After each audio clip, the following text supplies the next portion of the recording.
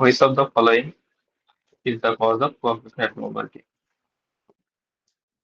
তাহলে আমাদের হেমাটোলজিতে কোশ্চেন গুলো আছে বেশিরভাগই দেখা যাবে লিউকেমিয়া রিলেটেড অথবা সেই ব্লিডিং ডিসঅর্ডার বা coagulation disorder related. 65-year-old man visits the recovery department after an open pan prostatectomy that he underwent 8 hours ago for an acute flare of Crohn's disease that failed to respond to rescue medical therapy. The patient developed a systemic immune response requiring noradrenaline to support blood pressure. The patient continues to ooze from the cervical side with 250 ml of slash drain fluid. His last hourly drain output was 40 ml. The surgical team are closely monitoring the drain output.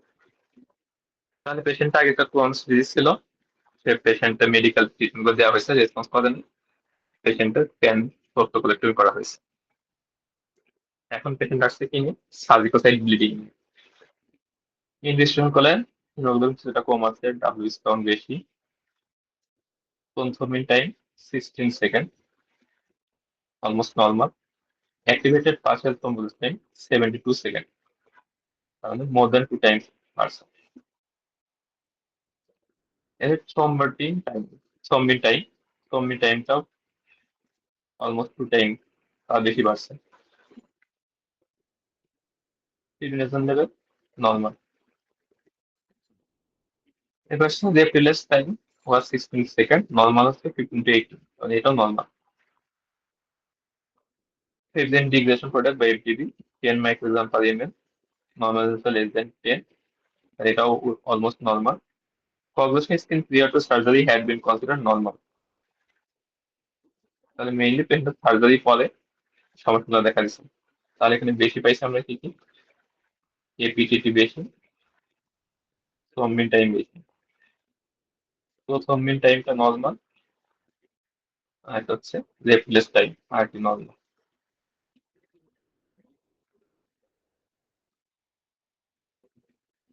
Automatically acquired hemophilia, coagulation factor deficiency due to dilution, disseminated intravascular coagulation, heparin in the sample, cervical bleeding. আপনাদের কাছে diagnose কি মনে হয়, কেউ একজন বলতে পারবেন এটা কি ডায়াগনোস হতে পারে?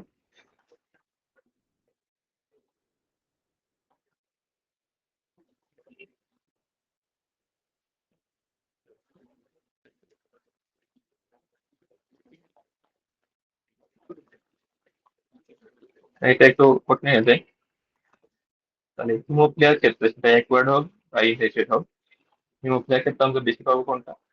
একটা হচ্ছে প্লাটিন টাইপ বেশি পাই, একটা হচ্ছে এপিটি বেশি পাই।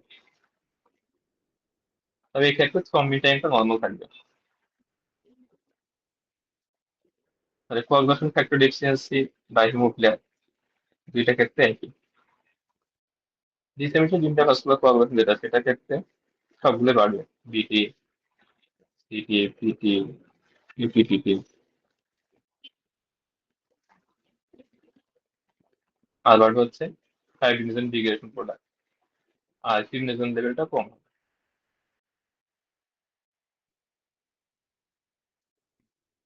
তাহলে এখানে দেখা যাচ্ছে শুধু এপিটিটা কম্বিটা এই দুটাই বাড়ছে, বাকি এফডিপি, ফিব্রিনোজেন বাকি সবগুলো নর্মাল আছে। তো ডিআইসিটা এক্সপ্লোডেড। সার্জিক্যাল ব্লিডিং, এটা শুধু সার্জিক্যাল ব্লিডিং পাবেন না, যেহেতু কোয়াগুলেশন স্ক্রিনিং গুলো সব নর্মাল আছে।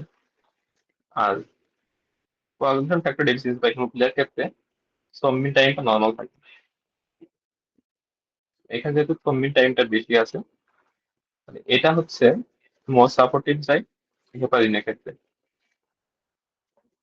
তাহলে হেপারিনের ক্ষেত্রে আমাদের সেই এপিজিটা বাড়ে, থ্রম্বিন টাইমটা বাড়ে, আর রেফারেন্স টাইম থাকে যেটা, সেটা তো নর্মাল থাকে।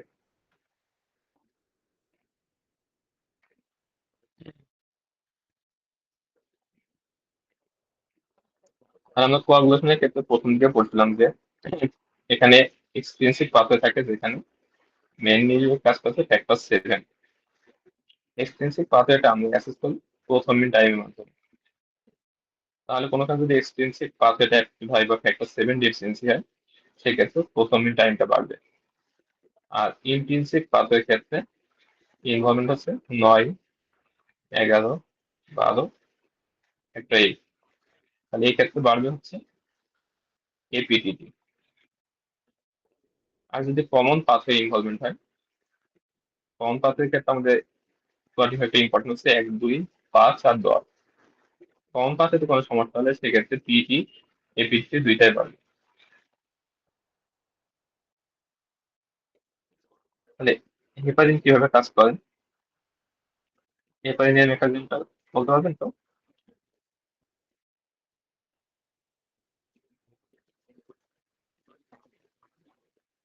আচ্ছা, হেপারিন হচ্ছে মেইনলি অ্যাক্টিভেট করে হচ্ছে অ্যান্টিথ্রম্বিনকে। অ্যান্টিথ্রম্বিন দিয়ে কি করে, থ্রম্বিন এবং ফ্যাক্টর 10A যেটা, এই দুটাকে মেইনলি ইনঅ্যাক্টিভেট করে।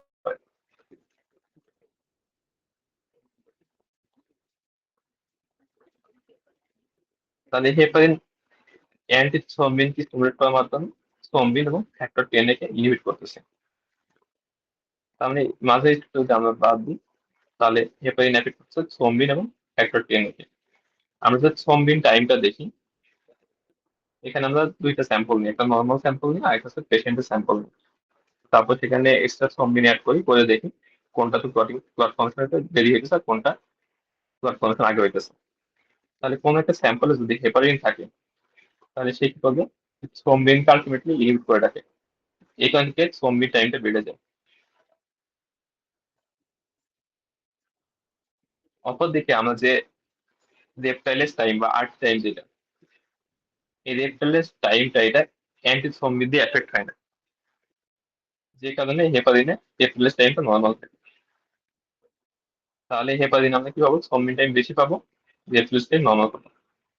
অপরদিকে হিমোফিলিয়া বা যে কোয়াগুলেশন ফ্যাক্টর ডেফিসিয়েন্সি, সেগুলোর সাথে এখানে কোনো রিলেশন নেই। যদি আমাদের কি হিমোফিলিয়াতে ডেফিসিয়েন্সি কোনটা, ফ্যাক্টর 8 এবং ফ্যাক্টর 9। হিমোফিলিয়া এতে থাকে ফ্যাক্টর 8 ডেফিসিয়েন্সি, হিমোফিলিয়া বি তে থাকে ফ্যাক্টর 9 ডেফিসিয়েন্সি। তাহলে ফ্যাক্টর 8 বা ফ্যাক্টর 9 যদি ডেফিসিয়েন্সি থাকে, সেক্ষেত্রে আমাদের ইনভলভমেন্ট হবে ইন্ট্রিনসিক পাথে, এপিটিতে বাড়বে। কিন্তু সে এর সাথে থ্রম্বিন টাইম বা রেড টাইমে কোনো রিলেশন নেই। এই কারণে হিমোফিলিয়াতে থ্রম্বিন টাইম, রেড টাইম দুইটা নর্মাল থাকে। তো কোনো পেশেন্টের যদি আমরা এরকম দেখি যে এপিডিটি বেশি আছে, থ্রম্বিন টাইম বেশি আছে, রেড টাইম নর্মাল, তাহলে সেক্ষেত্রে আমরা ডায়াগনোস হবে হেপারিন অথবা ডিরেক্ট থ্রম্বিন যে ইনহিবিটর গুলো আছে, যেমন ডেবিগ্যাস্ট্রান, তারপর হচ্ছে ডিউজাইরোডিন। মানে এই ধরনের ড্রাগ গুলা, এদের ক্ষেত্রে থ্রম্বিন টাইমটা বাড়বে। আর যদি আমরা পেশেন্টের হিস্ট্রি চিন্তা করি, তাহলে পেশেন্ট যেহেতু একটা অ্যাবডোমিনাল সার্জারি হয়েছে, তো এই ক্ষেত্রে মোস্ট লাইকলি থেকে অ্যান্টিবায়োটিক ড্রাগ পাইছে, এবং এই ধরনের ক্ষেত্রে ড্রাগ ইনডিউস কজ গুলো সম্ভাবনা বেশি থাকে। তার জন্য ইনজেকশন যদি নাও দেখি, যে কোনো পেশেন্ট যদি হসপিটাল সেটিং এ যদি নিউ কোনো কমপ্লেন ডেভেলপ করে, তাহলে মোস্ট লাইকলি হচ্ছে ড্রাগ ইনডিউস করলে আমরা আগে চিন্তা করবো। তাহলে এটা অ্যান্সার হচ্ছে heparin in the sample. Next question হচ্ছে, what does the BCR ABL gene code for.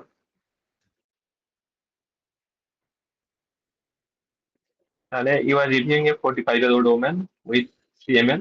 You note that she is Philadelphia chromosome positive and you remember that this represents the BCR gene. Answer কি হবে এক্ষেত্রে?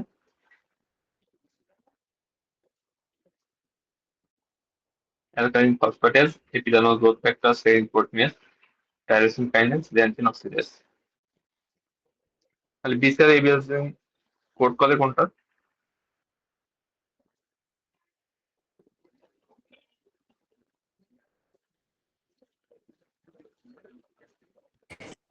Tyrosine kinase.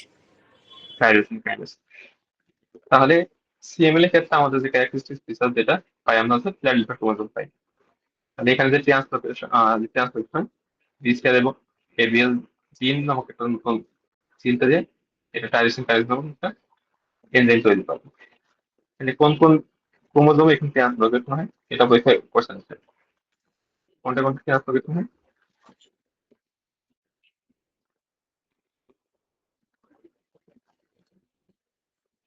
Chromosome 9 or 22. Chromosome 9 এর 20। তাহলে এটা পরীক্ষার জন্য important.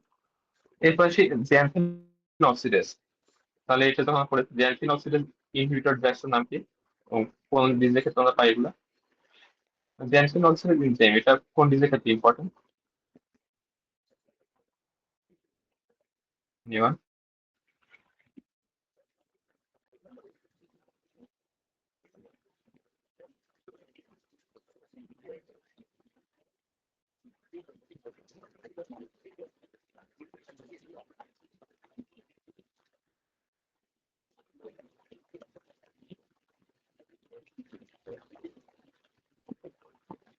আমরা last ক্লাসে ডিসকাস করছিলাম জ্যানসিন অক্সিডেজ কি করে, হাইড্রোজেন থেকে জ্যানসিন এবং জ্যানসিন থেকে ইউরিক অ্যাসিডে কনভার্ট করে।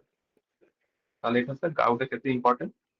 আমরা জ্যানসিন অক্সিডেজ জিনিসটা ইউজ করি, যেটা অ্যালোপিনিয়ল এবং ফেবুক্সোস্টেট নামে পাওয়া যায়।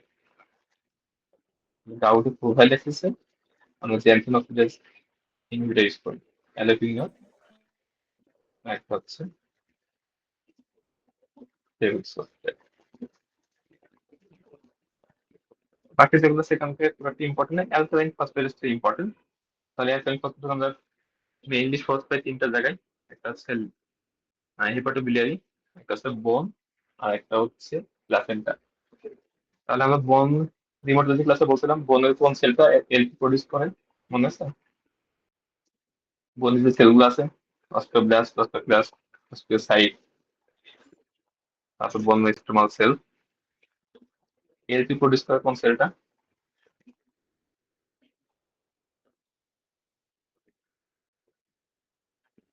তাহলে অস্টিওব্লাস্ট হচ্ছে এলপি প্রডিউস করে। তাহলে এটাকে আমরা কয়েকবার বলছিলাম যে সিঙ্গেল যে সলভ করার সময় আপনার যে অপশনগুলো দেখবেন প্রত্যেকটা অপশন করে রাখবেন, সবগুলো পরীক্ষার জন্য ইম্পর্টেন্ট। তো এখান থেকে একটা জিনিস জানার জন্য আমাদের ইম্পর্টেন্ট, সেটা হচ্ছে যে টাইরোসিন কাইনেজ। টাইরোসিন কাইনেজ আমাদের ইম্পর্টেন্ট হচ্ছে আমরা সিএমএল এর ট্রিটমেন্টে টাইরোসিন কাইনেজ ইনহিবিটর ইউজ করি। টাইরোসিন কাইনেজ ইনহিবিটরের নাম বলতে পারবেন তো, কি কি নামে পাওয়া যায়? কয়েকটা জেনারেশন আছে, first generation, second generation, third generation. পরীক্ষায় ফার্স্ট জেনারেশনটা পারলেই হবে, এটা পরীক্ষা নেই না। তাহলে টাইরোসিন কাইনেজ ইনহিবিটর আমরা যেগুলো ইউজ করি, এর মধ্যে পরীক্ষা দিতে বেশি আছে ইমাটিনিব, এছাড়া ড্যাসোটিনিব, নিলোটিনিব, পনাটিনিব ধরনের পাওয়া যায়। তাহলে সিএমএল এর ক্ষেত্রে আমাদের ট্রিটমেন্ট অফ চয়েস হচ্ছে টাইরোসিন কাইনেজ ইনহিবিটর।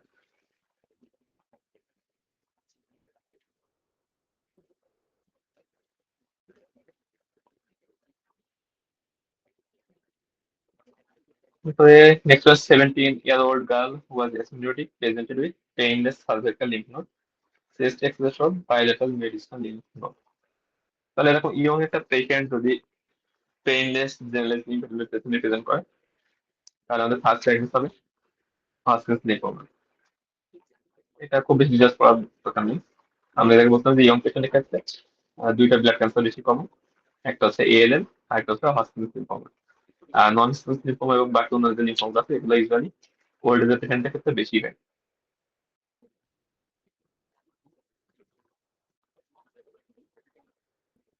সাইকোডিসিসের ক্ষেত্রে এরকম লিম্ফোডেনোপ্যাথি আসতে পারে, তবে সাইকোডিসিসের ক্ষেত্রে ইউজুয়ালি পেশেন্টের বয়স থেকে বেশি আর অন্যান্য রিসার্চ গুলো থাকে।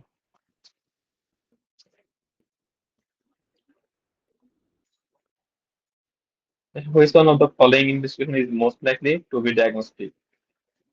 It was a 23-year-old man presents with 3 to 4 centimeter lump on the right side of the neck, which he first noticed 2 months ago. He tried several homeopathic medications, but the lump still increased in size. He also noticed some shortness of breath and sweating at night. On examination, the mass is firm, non-tender, not fixed to device structure or to the skin. He is slightly pale, but no other muscles are palpable. His temperature is 38 degrees Celsius. তাহলে পেশেন্টের fever আছে, night sweating আছে, লিম্ফেডেনোপ্যাথি আছে। Diagnosis কি এটা?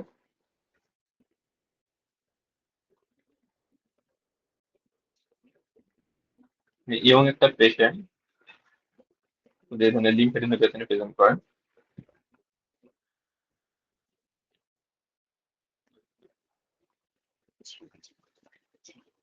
তাদের পেশেন্টের fever এবং নাইট সোয়েটিং থাকে।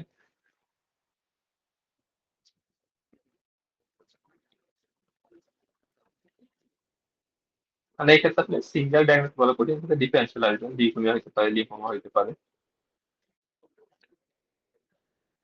তাহলে কোনো পেশেন্ট জন্য লিম্ফোমা চিন্তা করি, সেক্ষেত্রে আমাদের ইনজেকশন অফ চয়েস হচ্ছে extraction biopsy.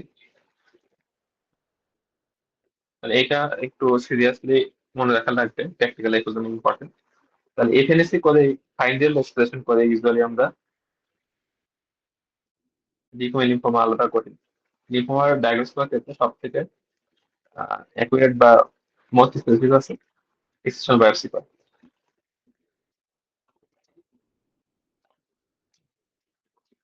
Which one of the following experiments regarding iron deficiency anemia is most accurate? It is most commonly caused by dietary deficiency.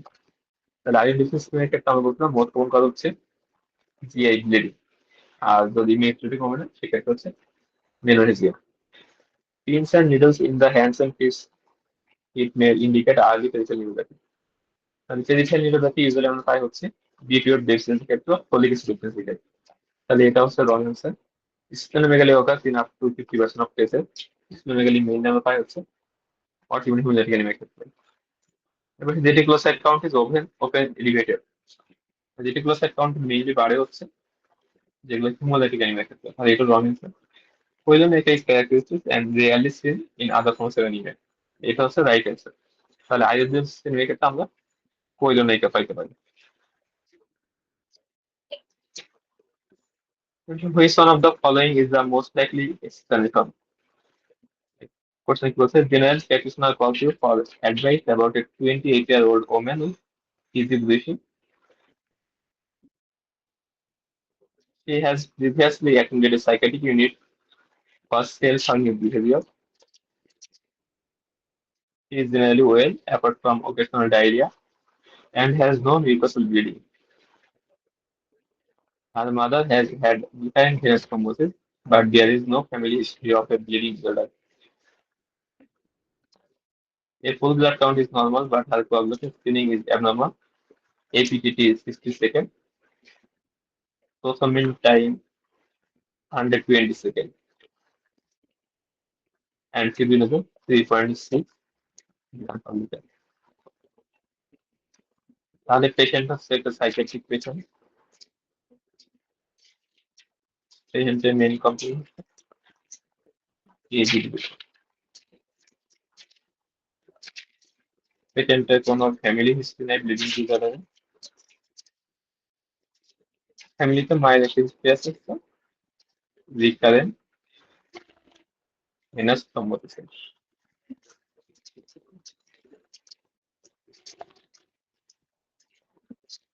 Investigation করে কি পাওয়া গেছে, এপিটিটিটা মাইল্ড রাইজ আছে, অলমোস্ট নর্মালি বলা চলে। প্রথম টাইমটা 10 টাইম বাড়ছে। ফিবনেজল লেভেলটা নর্মাল।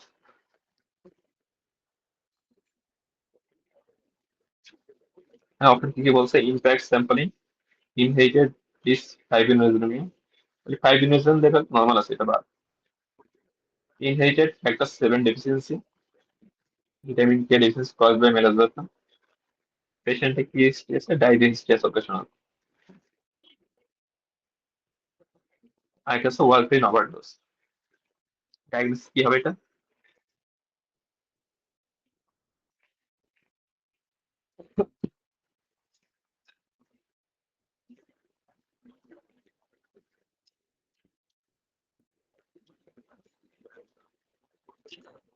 কি বলতে পারবেন তো? আচ্ছা, আপনারা আমাকে বলেন ফ্যাক্টর 7 ডেফিসিয়েন্সি হলে কি বাড়বে, প্রথম টাইম বাড়বে নাকি এপিডিটি বাড়বে?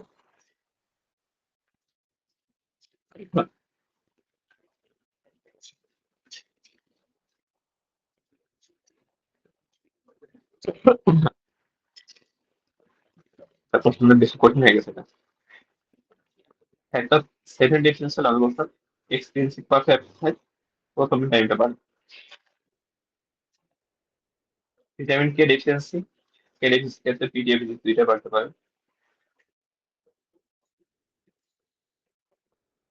ওয়ালফেরিন ওভারডোজে মেইনলি প্রথম টাইম বাড়ে, এপিডিটি মাইল্ড রাইজ হতে পারে অথবা নর্মাল থাকতে পারে। ইনফ্যাকশন কলিং বা পেশেন্টের সাথে পিটি অনেক বেশি আছে বা ইজি ব্রিথিং যেখানে সিমটমস আছে। এই ধরনের কোয়েশ্চেন সলভের ক্ষেত্রে একটা জিনিস মাথায় রাখতে হবে, সেটা হচ্ছে যদি কোনো পেশেন্টের ফ্যামিলি হিস্ট্রি দিয়ে দেয়, এই মাসিক হোক বা এসে যে কোনো পরীক্ষা হোক, যে ফ্যামিলিতে বাবা মায়ের বা কোনো রিলেটিভ কোনো ডিজিজ আছে, তাহলে সেক্ষেত্রে দুইটা জিনিস আমরা কনসিডার করবো। একটা হচ্ছে সেটা কোনো ইনহেরিটেড ডিসঅর্ডার হতে পারে, অথবা হতে পারে সেটা হচ্ছে যে পেশেন্টের মানে বাবা মায়ের যে ডিজিজ আছে সেটা ওষুধ খেয়ে কোনো সাইড এফেক্ট হয়েছে, মানে মেলিনজয়ি যেটাকে বলে আর কি। তাহলে এই পেশেন্ট যদি আমরা দেখি তার মায়ের কি আছে, রিকারেন্ট ভেনাস থ্রম্বোসিস আছে, তার মানে সেটার জন্য সে কোনো সাইড আছে। এই পেশেন্টটার সাইকিয়াট্রিক প্রবলেম আছে, সেলফ হার্মিং বিহেভিয়ার আছে, তাহলে এই পেশেন্টদের ক্ষেত্রে সেলফ হার্ম বা সুইসাইডাল করার টেন্ডেন্সি থাকে অনেক বেশি। তাহলে এই ধরনের যদি আমরা তোমার সিনিয়র দেখি যে কোনো একটা পেশেন্টের সাইকিয়াট্রিক প্রবলেম আছে, ফ্যামিলিতে বা কোনো একটা ডিজিজ আছে, তাহলে সেই ক্ষেত্রে ড্রাগ ইউজ করতে আমরা আগে চিন্তা করবো। আর এই পেশেন্টের ক্ষেত্রে দেখে পেশেন্টের ক্ষেত্রে কোনো ফ্যামিলি কোনো ব্লিডিং ডিজঅর্ডার হিস্ট্রি নেই, সো ইনহেরিটেড ফ্যাক্টর ডেফিসিয়েন্সি এটা আমরা এখানে কনসিডার করবো না। আর malabsorption vitamin K deficiency এই ক্ষেত্রে পিটিএমটি দুইটা অনেক বেশি থাকে। আর এই পেশেন্টের ক্ষেত্রে মেল অ্যাবসর্পশন বলা যায় না, তার ওকেশনাল ডায়রিয়া হিস্ট্রি আছে, তো এটা আমরা বাদ দিতে পারি। তাহলে এই পেশেন্টের মায়ের যেহেতু রিকারেন্ট ভেনাস থ্রম্বোসিস হিস্ট্রি আছে, তো যাদের ক্ষেত্রে রিকারেন্ট ভেনাস থ্রম্বোসিস হয় তাদের ক্ষেত্রে আমরা ইউজুয়ালি ওয়ারফেরিন টেস্ট করি। আর এই পেশেন্টদের সাইকেলিক প্রবলেম আছে, তো মোস্ট লাইকলি হচ্ছে এই পেশেন্টটা ওয়ারফেরিন দিয়ে ওভারডোজ হওয়ার রিস্কটা বেশি থাকে। তাহলে এখানে ডায়াগনোস হলো ওয়ারফেরিন ওভারডোজ।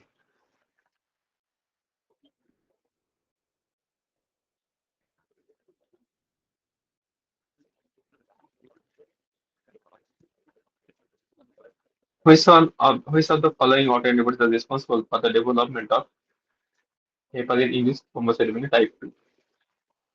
তাহলে heparin-induced thrombocytopenia এর ক্ষেত্রে কোন অ্যান্টিবডি ফর্মেশন হয়?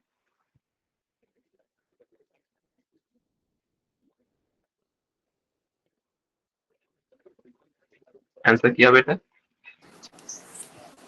Antiplatelet factor 4 antibody. Anti anti-PSR antibody.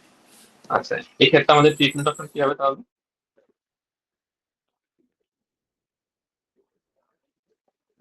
heparin-induced thrombocytopenia ক্ষেত্রে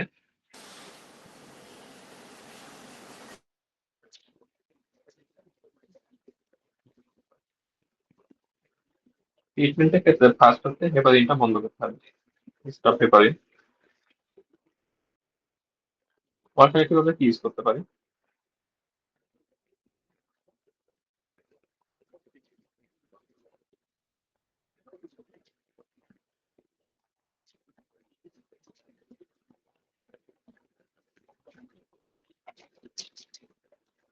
তাহলে হেপারিন-induced thrombocytopenia ট্রিটমেন্ট পরীক্ষা আসে, ফার্স্ট হচ্ছে আমরা হেপারিন বন্ধ করবো। আর অল্টারনেটিভ হিসেবে আমরা ইউজ করতে পারি ডেভিগাটটা, বিভিসাইরোডিন, সাইক্লোস্পোরিন, ফন্ডারকারিনফ ইউজ করতে পারি।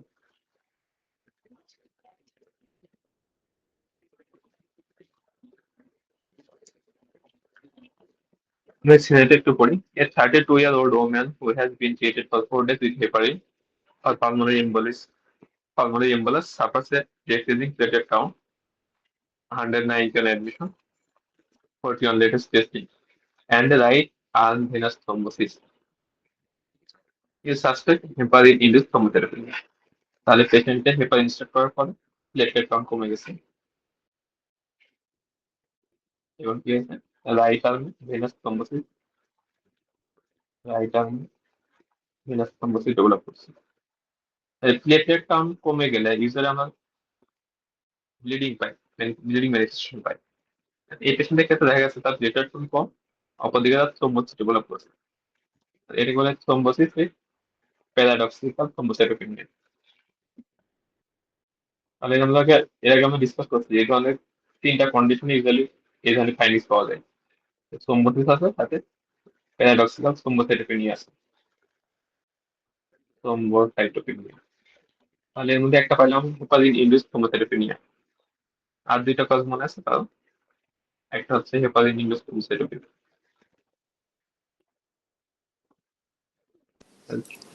Thrombotic thrombocytopenic purpura. পিটিপি একটা, দুইটা, আরেকটা আর একটা হিমোলাইটিক ইউরেমিক সিনড্রোম। মোনাটিক নামে তো সোমবাটি থাকে না ওদের। আরেকটা হচ্ছে ডিএইচ। পার পিএনএইচ। না, পিএনএস তো অ্যানিমিয়া থাকে, থ্রোম্বোসাইটোপেনিয়া থাকে না। আরেকটা হচ্ছে ডিআইসি। তাহলে হিট, টিটিপি আর ডিআইসি তিনটা তিন অপশনে। ডিআইসির ক্ষেত্রে কি হয়, থ্রোম্বোসাইটোপেনিয়া পায়, আর পেশেন্ট হচ্ছে থ্রোম্বোটিক ম্যানিফেস্টেশন থাকতে পারে। ডিআইসি দুইভাবে প্রেজেন্ট করতে পারে, ব্লিডিংও প্রেজেন্ট করতে পারে, থ্রোম্বোসিসও প্রেজেন্ট করতে পারে। তাহলে এই তিনটা ডেভিশন আছে, হেপাটাইটিস, থ্রোম্বোসাইটোপেনিয়া, টিটিপি এবং ডিআইসি। এই তিনটা হচ্ছে থ্রোম্বোসাইটোপেনিয়া, থ্রোম্বোসিস দুইটা একসাথে করতে পারে। আচ্ছা, হেপারিনের অ্যাডভার্স ইফেক্ট তো এখানে ইম্পর্টেন্ট। একটা আমরা পাইলাম হেপাটাইটিস, থ্রোম্বোসাইটোপেনিয়া, একটা পাইলাম ব্লিডিং। আর কি অ্যাডভার্স ইফেক্ট হতে পারে?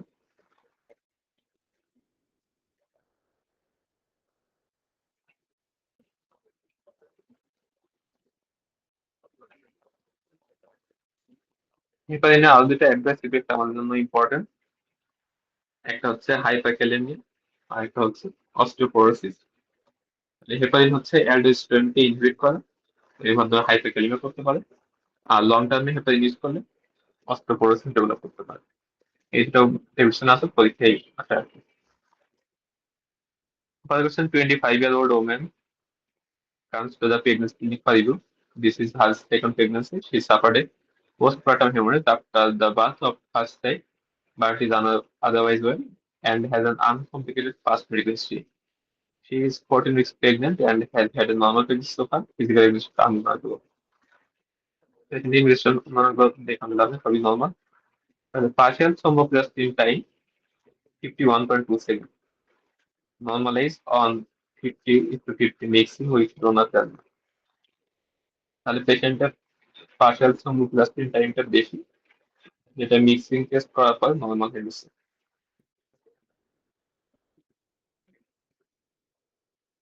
তাহলে কোনো পেশেন্ট যদি আমি প্রগ্রেসিভ স্ক্রিনে কোনো একটা টাইমিং বেশি পাই, যেটা আছে মিক্সিং টেস্ট করা নর্মাল হয়ে যায়, তাহলে ইন্ডিকেট করে তার কোনো একটা ফ্যাক্টর ডেফিসিয়েন্সি আছে। ব্লাড ফ্যাক্টর ডেফিসিয়েন্সি ক্ষেত্রে মিক্সিং টেস্ট করলে নর্মাল হয়ে যায় টাইমটা।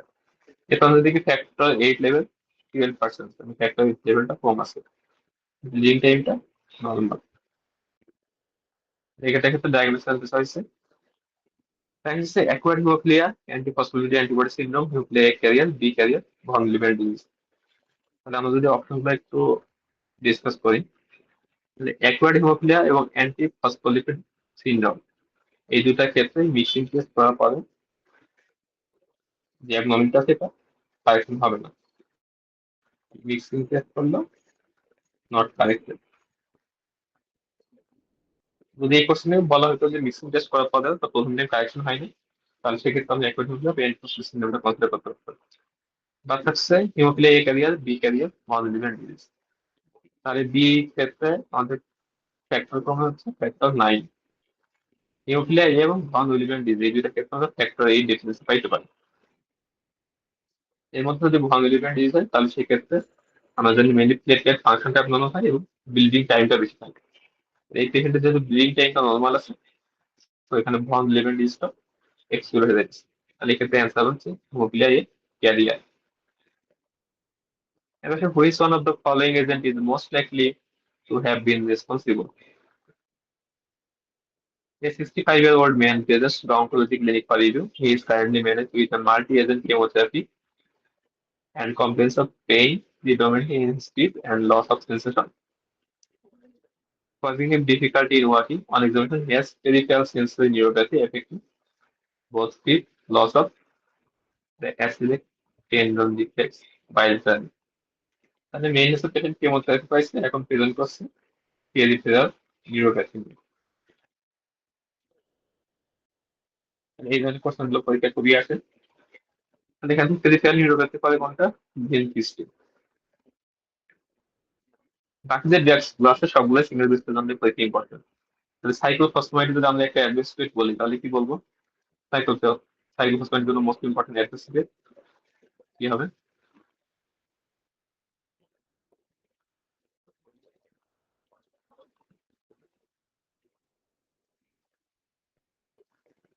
সাইটোপ্যাথমিক ক্ষেত্রে আমাদের দুইটা এডুকেশন মেইনলি বেশি ইম্পর্টেন্ট। আমাদের পরীক্ষার বিষয় আছে হেমোরেজিক সিস্টাইটিস। হেমোরেজিক সিস্টাইটিস এছাড়া একটা যেটা করতে হয় সেটা হচ্ছে বোন ম্যারো সাপ্রেশন করতে পারে। Bone marrow suppression, doxorubicin. এর জন্য আমাদের যেটা প্রথমে ইম্পর্টেন্ট সাইড সেটা হচ্ছে ডক্সোরুবিসিন হার্ট ফেলার করে, হার্ট ফেলার বা কার্ডিওটক্সিসিটি করে। ডক্সোরুবিসিন দেওয়ার আগে পেশেন্টের ইনজেকশন টেকশন দেখে হবে তো করতে হবে। মিথোটিক্স এটা আমরা সবাই জানি, বোন ম্যারো সাপ্রেশন করে, হেপাটাইটিস করতে পারে। এরপর হচ্ছে hepatic and pulmonary fibrosis.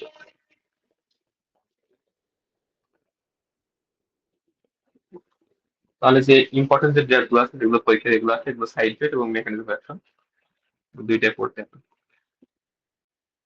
Which one of the following is the most common symptom presentation of myelofibrosis? এটা মুখস্থ কোশ্চেন, এখানে বুঝে কমছে নেই। মাইলোফাইব্রোসিস এর মোট কমন প্রেজেন্টেশন হচ্ছে ফ্যাটিক নিয়ে প্রেজেন্ট করে। রাইট অ্যান্সার হবে fatigue.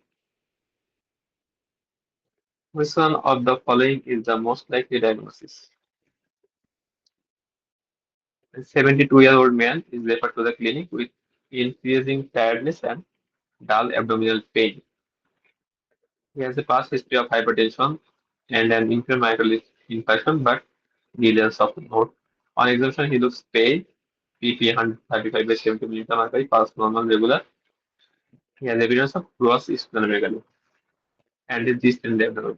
On examination, hemoglobin reduced, WBC count normal, platelet count normal, blood film reduced, lymphoerythroblast picture with a paired drop cells.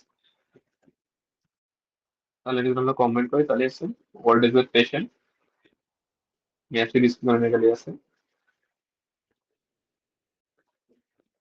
হিমোগ্লোবিনটা কম, বাকি অন্য কিছু নর্মাল। তাহলে এক্ষেত্রে ডায়াগনোসিস কি হবে? ওল্ড এজ পেশেন্ট যদি ম্যাসিভ স্প্লেনোমেগালি প্রেজেন্ট করে তাহলে আমাদের কনসিডারেশন থাকে মেইনলি সিএমএল আর মাইলোফাইব্রোসিস। সিএমএলটা তো এখানে নাই। এছাড়া ক্রনিক লিম্ফোসাইটিক লিউকেমিয়ার ক্ষেত্রে অনেক পেশেন্ট স্প্লেনোমেগালি থাকতে পারে, তবে সেক্ষেত্রে ডাব্লিউবিসি কাউন্ট অনেক বেশি থাকবে। আর প্রিভিয়াস যদি আমরা এই ধরনের ব্লাড পিকচার পাই, লিউকোরিয়াসিক ব্লাড পিকচার, তাদের টিয়ার ড্রপ সেল পাই, তাহলে এটা ইন্ডিকেট করে মাইলোফাইব্রোসিস। তাহলে পরীক্ষাতে টিয়ার ড্রপ সেল পাইলে এটা ইউজুয়ালি মাইলোফাইব্রোসিস এর বেশি থাকে। মাইলোফাইব্রোসিস ব্লাড পিকচার ভ্যারিয়েবল হতে পারে, পেশেন্টের ইনিশিয়ালি সেল কাউন্ট বেশি থাকতে পারে, অথবা নর্মাল থাকতে পারে, অথবা লেট স্টেজে গিয়ে পেশেন্টের প্যানসিটোপেনিয়া প্রেজেন্ট করতে পারে। মাইলোফাইব্রোসিস ক্ষেত্রে আমাদের ক্যারেক্টারিস্টিক ফিচার হচ্ছে টিবিতে আমরা লিউকোরিয়াসিক ব্লাড পিকচার পাবো, লিউকোব্লাস্ট এবং ব্লাস্ট এগুলো বেশি থাকবে, ইমেসেল সেল যেগুলো, আর এর সাথে tear drop red blood cell পাবো। তাহলে এখানে ফাইনাল আমাদের ডায়াগনোসিস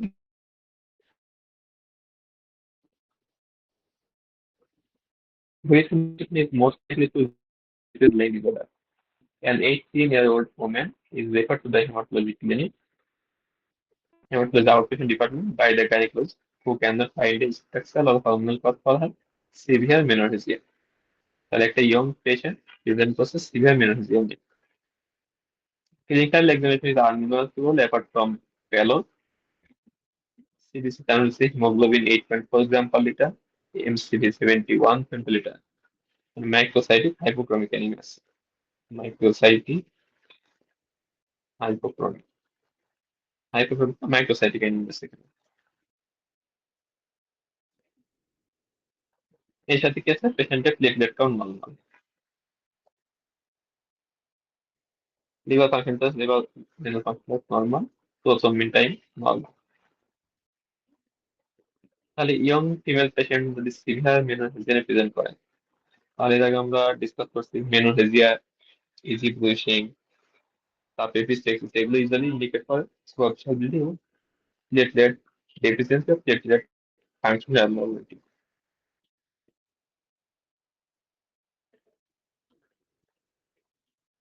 তাহলে আমরা যদি এগুলো দেখি ফ্যাক্টর, এক্স লেভেল, তাহলে ফ্যাক্টর এইট লেভেল আমরা ইউজুয়ালি দেখি কোথায়, হিমোফিলিয়াতে।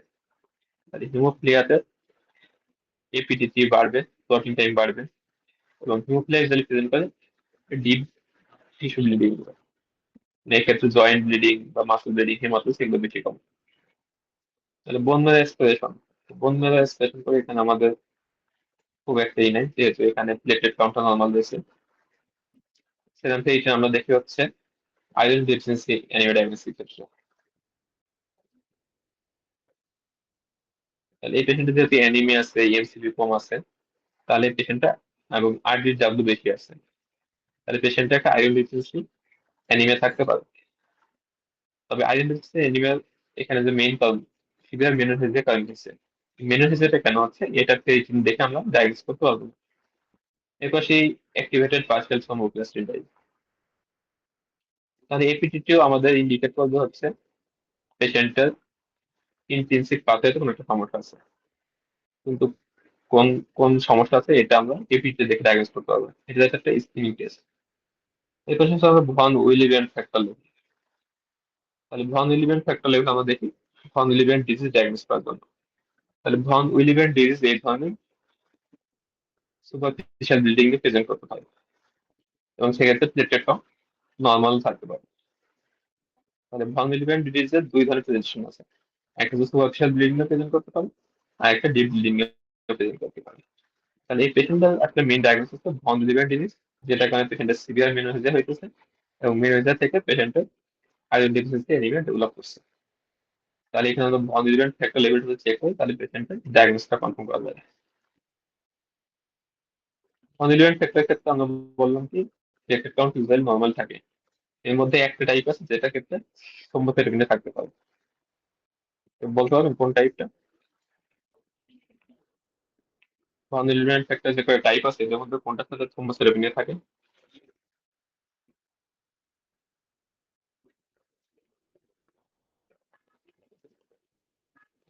Which one of the following is the most diagnosis?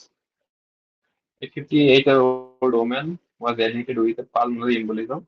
After 7 days, she has developed an arterial thrombosis in her left side. Her thrombocyte count is 42 per cubic meter. তাহলে পেশেন্টটা pulmonary embolism ছিল, 7 দিন পর সে একটা arterial thrombosis develop করছে, platelet count দেখা গেছে অনেক কম। তাহলে একটু আগে আমরা ডিসকাস করলাম থ্রম্বোসিস উইথ থ্রম্বোসাইটোপেনিয়া। এর কষ্ট কি বলছে? ডিআইসি, হিট, আর একটা হচ্ছে টিটিপি। তাহলে এই কন্ডিশনটাতে প্লেটলেট কাউন্ট কম থাকে কিন্তু পেশেন্টটা থ্রম্বোসিস থাকে। তাহলে পেশেন্ট যদি আগে একটা পালমোনারি এম্বোলিজম ছিল, so most likely patient change হুইলেন্সের হেপাটাইটিস আছে, সেখান থেকে হিট ডেভেলপ করছে, হেপারিন ইনডিউসড থ্রম্বোসাইটোপেনিয়া। ডিআইসি বা টিটিপি এর পক্ষে আলাদা কোনো ফিচার নেই। টিটিপিতে আমরা জানি পেশেন্টের ফিভার থাকতে পারে, নিউরোলজিক্যাল সাইন থাকবে, ক্রিয়েটিনিন লেভেল বেশি থাকতে পারে, এর সাথে পেরিফেরাল ব্লাড করলে আমরা সিস্টোসাইট পাইতে পারি। তাহলে এই ধরনের কোনো কিছুই নাই। আর ডিআইসি ক্ষেত্রেও আমরা ইউজুয়ালি ইনফেকশন বা সেপসিস বা ম্যালিগনেন্সি পার্সপেক্টিভ পাই, এই ধরনের কোনো সিনারিও এখানে নেই। তাহলে এখানে মোস্ট একটা হচ্ছে হেপারিন ইনডিউসড থ্রম্বোসাইটোপেনিয়া। ইনভেস্টমেন্ট করলে আমরা কি করবো, অ্যান্টিপিএফ4 অ্যান্টিবডি টেস্ট করবো। আর ট্রিটমেন্ট আমরা একটু আগে বলছি যে হেপারিন বন্ধ করতে হবে, আর এর বদলে ডিরেক্ট থ্রম্বিন ইনহিবিটর বা কন্ডোসাইড সেই যেগুলো দিয়ে থাকে। এখানে আরেকটা ইম্পর্টেন্ট ব্যাপার আছে, শর্টকাট আছে বলা নেই। আমি এর আগে বলছিলাম কোনো পেশেন্ট যদি হসপিটাল অ্যাডমিটেড থাকে, তাহলে হসপিটাল অ্যাডমিটেড পেশেন্টের যদি নিউ কমপ্লেন থাকে, হসপিটাল অ্যাডমিটেড পেশেন্ট, তাহলে সেক্ষেত্রে আমরা ড্রাগ কজ গুলো আগে কনসিডার করবো। বেশিরভাগ ক্ষেত্রে দেখা যাবে ড্রাগ কজ গুলো ডায়াগনোসিস। যেমন একটা ক্লাসিক্যাল এক্সাম্পল আছে সিডোমিনাস কোলাইটিস। কোনো একটা পেশেন্ট হসপিটালে অ্যাডমিটেড হয়েছে, এর পাশে ট্রিটমেন্ট পাইছে, পেশেন্ট ডায়রিয়া ডেভেলপ করছে, ডায়াগনোস হবে সিডোমিনাস কোলাইটিস। তারপর একটা পেশেন্ট তারা কোনো যে পালমোনারি এমবোলিজম বা কোনো একটা থ্রোম্বোটিক ম্যানিফেস্টেশন নিয়ে অ্যাডমিট হয়েছে, ট্রিটমেন্ট করার পর তার দেখা যাচ্ছে থ্রোম্বোসাইট কাউন্ট কমে গেছে, ডায়াগনোস কি হেপার ইনডিউসড থ্রোম্বোসাইট। তাহলে হসপিটালে অ্যাডমিটেড পেশেন্টের যদি কোনো সিনিয়র দেয়, তাহলে মোস্ট লাইকলি দেখবেন যে ড্রাগ ইনডিউস কোনো কলেজ সিনিয়র দেওয়া গেছে। Where is the chromosomal translocation in acute promyelocytic leukemia? তার একটা মুখস্থ কোশ্চেন, বোঝাতে তেমন কিছু নাই। ট্রান্সলোকেশন 15, 17। এটা আমি যেটা মনে রাখি সেটা হচ্ছে প্রোতে 15, প্রোমা এলো আর সাইটিক থেকে 17।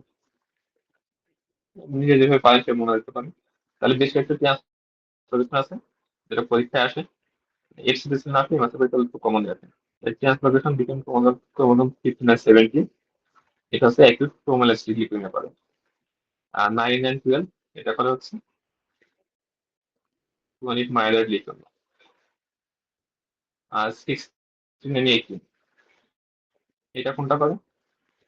ট্রান্সফরমেশন বিটুইন ক্রোমোজোম 16 and 18,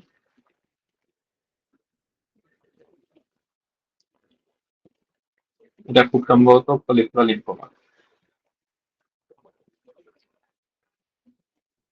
তাহলে এটা একটু দেখে নিবেন।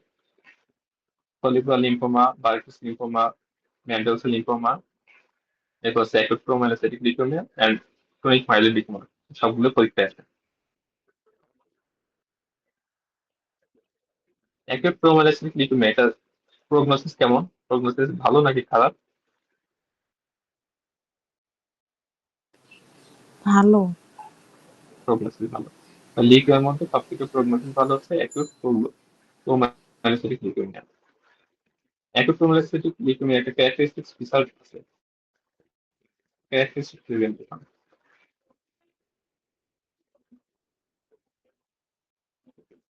এই পেশেন্ট ইউজুয়ালি কি নিয়ে প্রেজেন্ট করে? পরীক্ষার সিনারিও আসা মেইন আর কি, যেগুলো দেখবেন। তাহলে এই পেশেন্টগুলো আছে ডিএসি ডিএসি নিয়ে। হওয়ার রিস্কটা অনেক বেশি। ইয়েস, কারেক্ট হচ্ছে ডিএসি।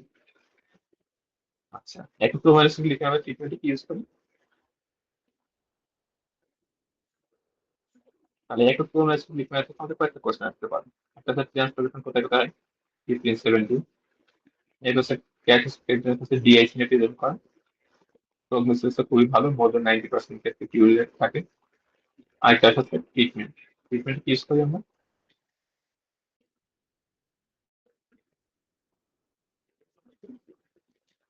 তাহলে একক প্রোগ্রাম কি করে এটা হয়েছে অর্ডিনান্স রিটমেন্ট অ্যাসিড। এটা একটু মনে রাখা লাগবে। এটা কয়েকটা কোশ্চেন আছে অনেক সময়।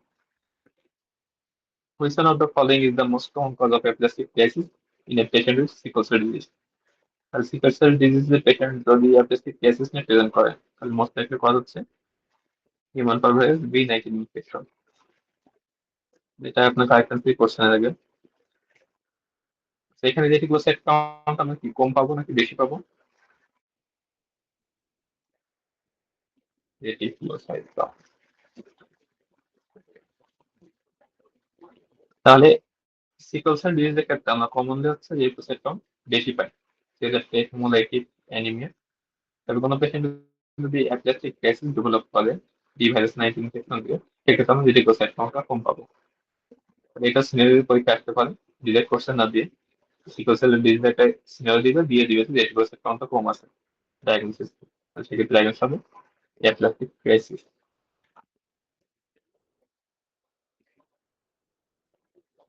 Which one of the following is the most likely diagnosis? A 17-year-old boy brought to the emergency department suffering from excessive bleeding after extraction of a diseased tooth. On further questioning, he reports suffering easy breathing for as long as he can remember, but never thought to see the doctor as his mother suffered from the same problem. On examination, there are bruises on his legs and forearms from falling over the base of his teeth, extracting his oozing blood. আচ্ছা, on examination, there are bruises on his legs and forearms from falling over, and the base of his tooth extracting is oozing blood. তাহলে পেশেন্টের tooth এক্সট্রাকশনের পর বেশি bleeding হইতেছে, আর একটা হচ্ছে তার easy breathing history আছে। ইনভেস্টিগেশন করে দেখা গেছে পার্শিয়াল থ্রম্ব রিপ্লেসমেন্ট টাইমটা মাইল্ডলি রেজড, প্রথম মিন টাইমটা নর্মাল।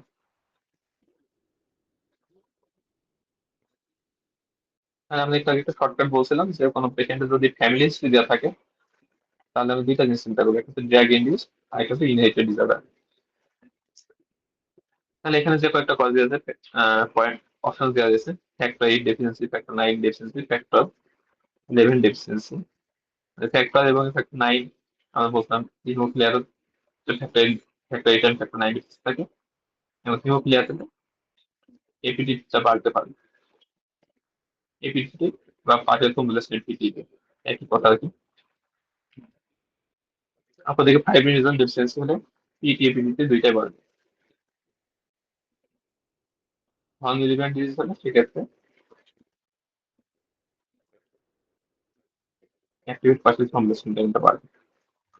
তাহলে এখানে মোস্ট লাইকলি ডায়াগনোসের সম্ভাবনা হচ্ছে ফ্যাক্টর 8 ডেফিসিয়েন্সি, ফ্যাক্টর 9 ডেফিসিয়েন্সি অথবা non relevant disease. Factor 11 disease common না, এটা আমাদের সব লাগবে না। তাহলে ক্লটিং ফ্যাক্টর বা ক্লটিং ফ্যাক্টর ডিফিসিয়েন্সি থাকলে আমরা বলতাম পেশেন্টের প্রেজেন্টেশন হয় usually deep bleeding, deep tissue bleeding. মানে পেশেন্টের জয়েন্ট ব্লিডিং বা হিমোথিসিস থাকতে পারে, মাসল ব্লিডিং থাকতে পারে, রেট্রোপেরিটোনিয়াল হেমারেজ থাকতে পারে, অথবা ইন্ট্রাক্রেনিয়াল হেমারেজ থাকতে পারে।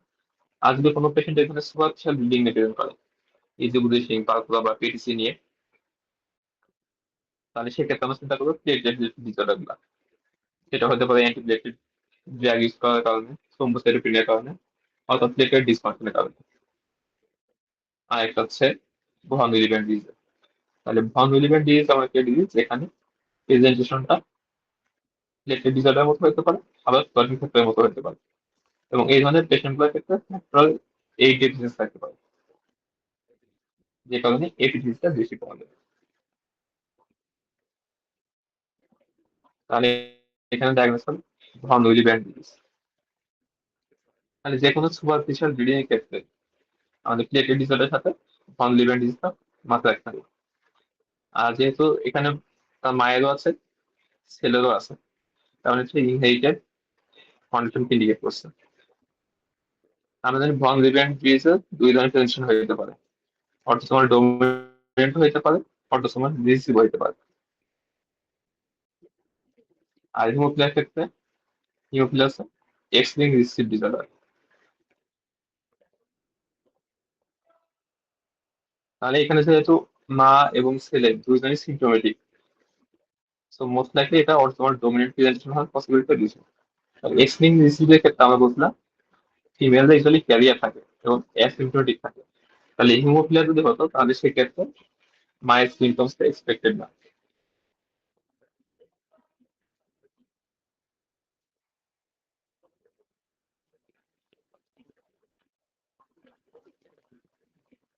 তাহলে এই কোশ্চেনের ক্ষেত্রে ডায়াগনোসিস জানতে চাওয়া হচ্ছে যে 72-year-old woman presents with worsening back pain.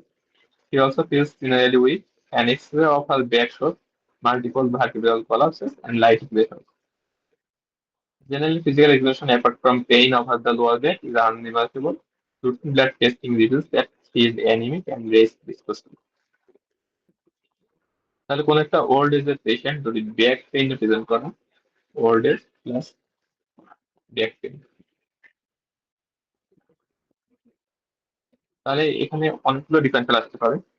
তো পরীক্ষা যেগুলো কমনলি আসে এর মধ্যে সব থেকে ইম্পর্টেন্ট হচ্ছে মাল্টিপল মায়োলোমা, 2 নম্বর হচ্ছে প্যারেস ডিজিজ,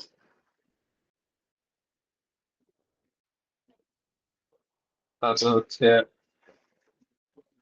অস্টিওপোরোসিস নিয়ে থাকে অনেক সময়।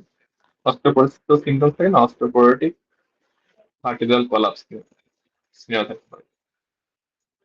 আরেকটা করে মেটাস্টেসিস।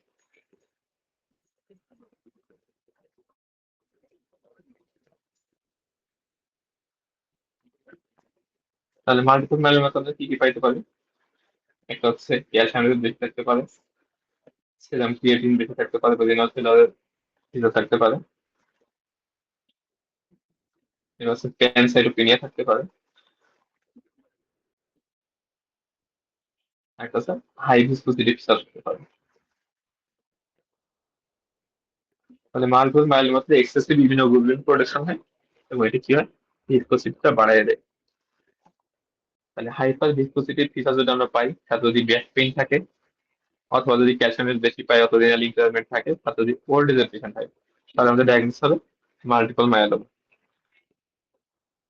আর প্যারেলস ডিজিজের ক্ষেত্রে লো ব্যাক পেইনের সাথে ALT লেভেলটা অনেক বেশি থাকে।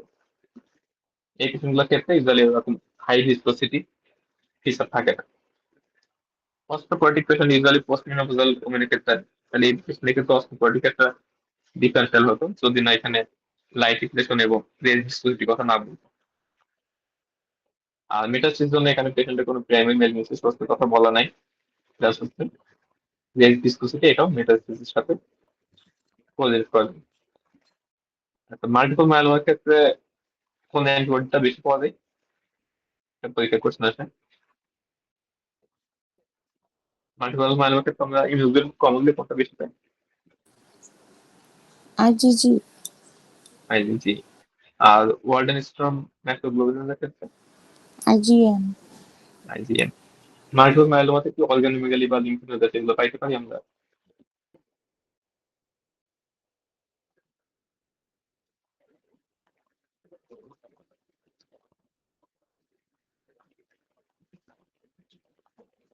আচ্ছা, এইটা দিয়ে আছে আমরা মাল্টিপল মায়োলোমার ক্ষেত্রে ওয়ার্ডেনস্ট্রমস ম্যাক্রোগ্লোবিনে আলাদা করতে পারি। তাহলে ওয়ার্ডেনস্ট্রমসে অর্গানোমেগালি এবং লিম্ফোনোডাতে থাকে, মাল্টিপল মায়োলোমাতে ইউজুয়ালি এগুলো থাকে না। তাহলে এই পেশেন্টের ক্ষেত্রে আমরা যদি একটু সিনারিও চেঞ্জ করে দিই, এই পেশেন্টটা এরকম ভার্টিকাল প্লাস বা লাইফ এগুলো বাদ দিয়ে দিলাম, পেশেন্টের মাইল্ডলি অ্যানিমিয়া আছে, হাইপারসেনসিটিভ ফিচার আছে, যেমন হেডেক আছে, নোজ ব্লিডিং আছে, বা শর্টনেস অফ ব্রেথ আছে। এর সাথে যদি যোগ করে যদি স্প্লেনোমেগালি আছে এবং লিম্ফোডেনোপ্যাথি আছে, তাহলে এটা ডায়াগনোসিস মাল্টিপল মাইলোমা হবে, তখন ওয়ার্ডেনস্ট্রমস ম্যাক্রোগ্লোবিউলিন হবে। তাহলে মাল্টিপল মাইলোমাতে স্প্লেনোমেগালি এবং লিম্ফোডেনোপ্যাথি এগুলো আমরা এক্সপেক্ট করি না। Which of the following is the most appropriate investigation for the diagnosis? A 65-year-old man comes to the clinic for evaluation of painless cervical lymphadenopathy. His only other past medical history is not of notice essential hypertension. On examination, his BP is normal, past normal, bilateral cervical lymphadenopathy with number of nodes 1 centimeter in diameter greater. তাহলে একটা old এজের patient present করছে bilateral painless cervical lymphadenopathy. The most appropriate investigation কি হবে? First একটা এই ধরনের কেসে হিস্ট্রি পড়ছি, তাহলে এখানে মোস্ট একটা ডায়াগনোসিস লিম্ফোমা, ডায়াগনোসিস ইংলিশ হবে expression biopsy of A lymph node. এই পেশেন্টটা একটা ইম্পর্টেন্ট ডিফারেন্সিয়েশন হচ্ছে ক্রনিক লিম্ফোসাইটিক লিউকেমিয়া, তো সেক্ষেত্রে আমরা ডাব্লিউসি কাউন্ট অনেক বেশি পাই। যদি এই পেশেন্টটা সিনারিও একটু চেঞ্জ করে আমরা ডাব্লিউসি কাউন্ট অনেক বাড়াই দিই এবং লিম্ফোসাইট কাউন্ট বেশি থাকে, তাহলে সেক্ষেত্রে আমাদের ডায়াগনোসিস হবে তখন সিএলএল। সেক্ষেত্রে আমরা পেরিফেরাল ব্লাড সাইটোসিস করতে পারি। তাহলে সিএলএল এর ক্ষেত্রে আমরা ফ্লো সাইটোমেট্রি করে ডায়াগনোসিস করা পসিবল। তবে এখানে যেহেতু আমাদের ফার্স্ট ডায়াগনোসিস চিন্তা করছি লিম্ফোমা, পেশেন্টের ডাব্লিউসি কাউন্ট নর্মাল আর পেইনলেস লিম্ফোডেনোপ্যাথি আছে, তাহলে লিম্ফোমা চিন্তা করলে আমাদের সেক্ষেত্রে লিম্ফোডেনোপ্যাথি হবে ফার্স্ট ইনভেস্টিগেশন। তাহলে এটা একটু খেয়াল রাখতে হবে। ডাব্লিউবিসি কাউন্ট বেশি পাইলে আমরা লিম্ফোমা চিন্তা করবো, ডাব্লিউসি কাউন্ট নর্মাল হলে লিম্ফোমা আমরা আগে চিন্তা করবো।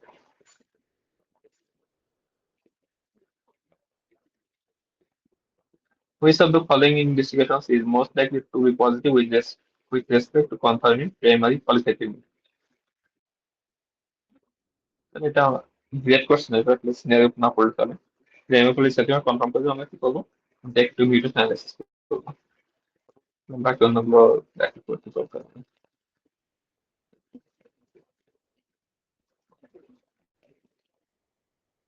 আচ্ছা, প্রাইমারি পলিসাইথেমিয়া পেশেন্টের যদি জয়েন্ট পেইন প্রেজেন্ট করে, তাহলে সেক্ষেত্রে ডায়াগনোসিস কি হবে?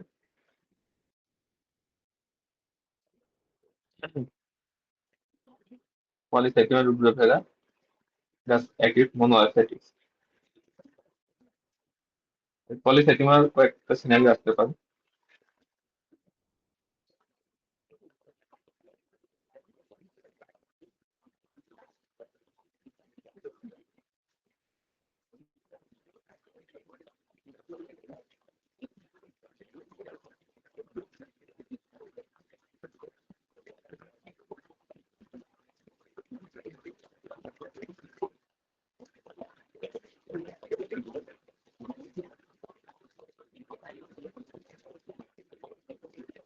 Polycythaemia patient acute monoarthritis present করছে, তাহলে সেক্ষেত্রে আমাদের ডায়াগনোস কি হবে?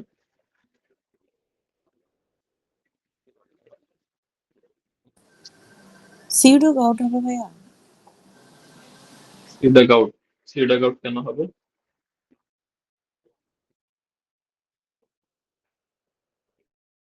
কাছাকাছি গেছেন।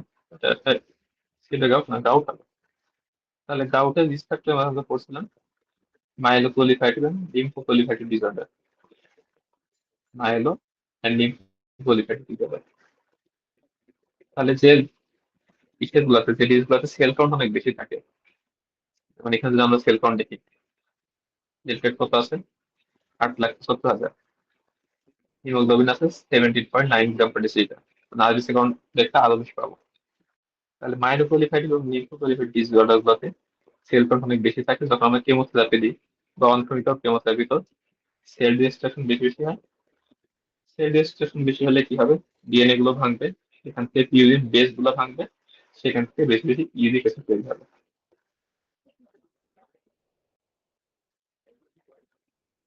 এবং এখান থেকে ইউরিক ক্রিস্টাল ফর্মেশন বেশি হবে, সেখানে ডাউট প্রেজেন্ট করতে পারে।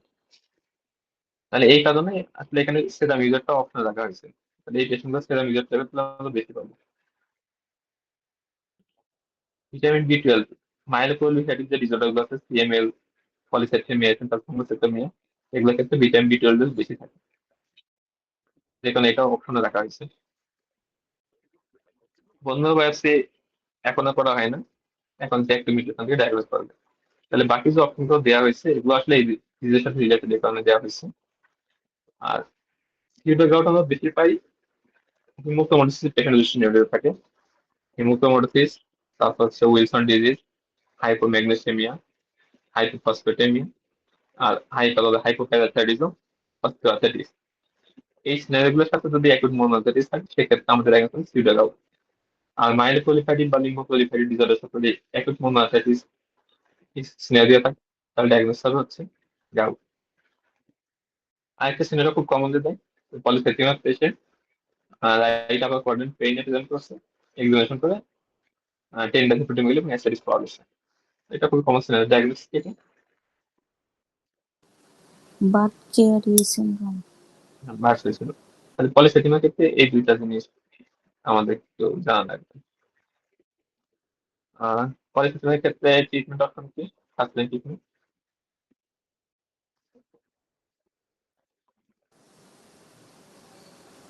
ভেনিসেকশন। তাহলে আমাদের কাছে মানে আমরা যখন এসবিএ পড়বো তখন এইভাবে একটু রিলেটটা করা লাগবে আর কি। যে কোনো ডিজিজ যখন পড়বো এটা ক্ষেত্রে বাকি অপশনগুলো কেন দিচ্ছে এটা একটু ইম্পর্টেন্ট। এর সাথে কি কমপ্লিকেশন হইতে পারে, তারপরে হচ্ছে first line treatment English of choice. তাহলে পলিসাইথেমিয়ার কমপ্লিকেশনস মধ্যে কয়েকটা কমপ্লিকেশনস আমরা লাস্ট সময় ডিসকাস করছিলাম। এর মধ্যে একটা ছিল হচ্ছে যে গাউট আর কি। তারপর একটা আর কি কমপ্লিকেশন হইতে পারে, একটা হইতে হচ্ছে থ্রম্বোসিস রিস্ক বাড়ে, আর্টেরিয়াল এন্ড ভেনাস থ্রম্বোসিস।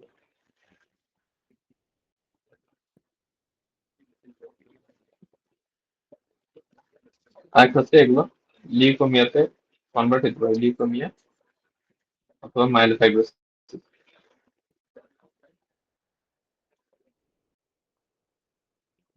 এই তিনটা মেনলি কমপ্লিকেশন আর কি। আর হইতে পারে কি পেপটিক আলসার ডিজিজ হইতে পারে, আর্টেরিয়াল এবং ভেনাস থ্রম্বোসিস, এটাও ক্লিনিক্যাল সিগনিফিকেন্ট আছে। ইউজুয়ালি যে কোনো ডিজিজ হয় ভেনাস থ্রম্বোসিস করে, না হলে আর্টেরিয়াল থ্রম্বোসিস করে। লিমিটেড কিছু ডিজিজ আছে যেগুলো আর্টেরিয়াল এবং ভেনাস দুইটাই করে। আর একটা এক্সাম্পল বলতে পারবেন যে both arterial and venous thrombosis করে? এটা পরীক্ষার জন্য ইম্পর্টেন্ট।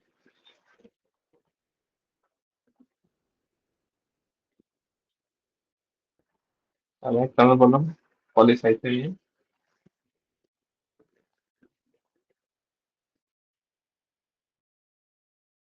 একটু আগে একটা বলছিলাম পিএনএস।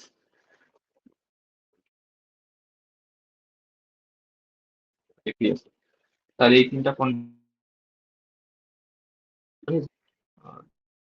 জানা লাগবে। আর একটা হচ্ছে অ্যান্টিফসফোরেসিন, অন্যান্য যেগুলো আছে যেগুলো প্রোটিন থেকে ডিফিসিয়েন্সি, বা অন্য কিছুগুলো, এগুলো ইউজুয়ালি ভেনাস থ্রোম্বোসিসটা বেশি কমন।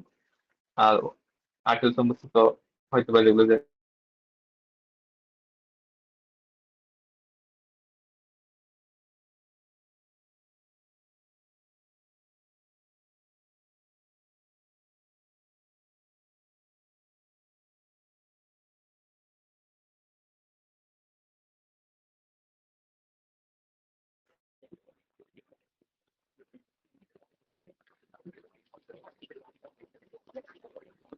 হ্যাঁ, আজকাল কোশ্চেন এগুলো ছিল।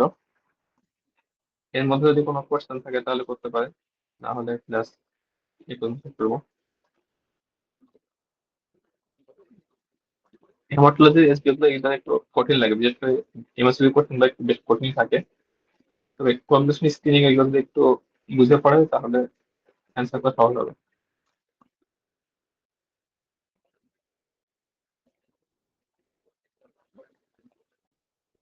আর তোমার কোশ্চেন আছে আজকের ইয়ে নিয়ে? মানে অনেক ক্লাস ওকে, ঠিক আছে তাহলে।